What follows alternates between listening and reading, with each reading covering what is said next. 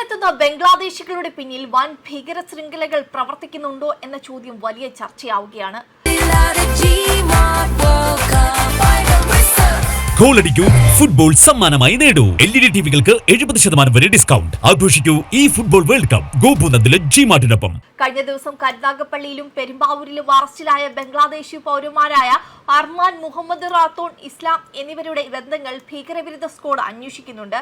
Kuruppampady police station പരിധിയിലെ മേദല വണ്ടമറ്റത്തുള്ള സ്വകാര്യ ഫ്ലൈവുഡ് കമ്പനിയിൽ നിന്നാണ് ATS സംഘം ഇന്നലെയാണ് മുഹമ്മദ് റാത്തോണിനെ അറസ്റ്റ് ചെയ്തത്. കഴിഞ്ഞ ഒരു മാസക്കാലമായി മുഹമ്മദ് റാത്തോൺ ഈ കമ്പനിയിൽ തൊഴിലാളിയായി ജോലി ചെയ്തു വരികയായിരുന്നു എന്നാണ് പ്രാഥമിക വിവരം.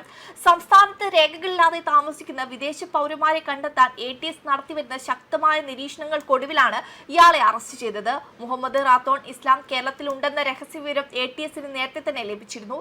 ഇതിന്റെ അടിസ്ഥാനത്തിൽ ഇയാളുടെ മൊബൈൽ ടവർ ലൊക്കേഷനുകളും ഇയാൾ ഉണ്ടാകാൻ സാധ്യതയുള്ള സ്ഥലങ്ങളും കേന്ദ്രീകരിച്ച് സുരക്ഷാ ഏജൻസികൾ ദിവസങ്ങളായി പരിശോധന നടത്തി വരികയായിരുന്നു. ഒടുവിൽ വണ്ടമറ്റത്തെ ഫ്ലൈവുഡ് കമ്പനിയിലാണ് റാത്തോൺ, ഇസ്ലാം ജോലി ചെയ്തിരുന്നതെന്ന് മനസ്സിലാക്കിയ ATS സംഘം നേരിട്ടെത്തി ഇയാളെ വളഞ്ഞ് പിടികൂടുകയായിരുന്നു. അറസ്റ്റിലായ ശേഷം വിശദമായ ചോദ്യം ചെയ്യലിൽ ഇയാളുടെ പക്കൽ നിന്നും ബംഗ്ലാദേശിലെ ഒറിജിനൽ തിരിച്ചറിയൽ രേഖകൾ ATS ഉദ്യോഗസ്ഥർ കണ്ടെടുത്തു. ഇന്ത്യയിലേക്ക് കടക്കാൻ ഉപയോഗിച്ച പാസ്പോർട്ട്, മറ്റു നിയമപരമായ വിസ രേഖകളോ ഇയാളുടെ കൈവശം ഉണ്ടായിരുന്നില്ല. തുടർന്ന് ATS സംഘം ഇയാളെ മേൽ നടപടിക്കായി കുറുപ്പംപടി പോലീസിന് കൈമാറി.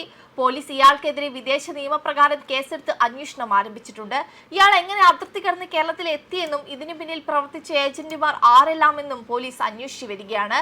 വ്യാജ ആധാർ കാർഡുകൾ ഉൾപ്പെടെ ഇയാൾ നിർമ്മിച്ചിട്ടുണ്ടോ എന്ന കാര്യവും പരിശോധിക്കുന്നുണ്ട്.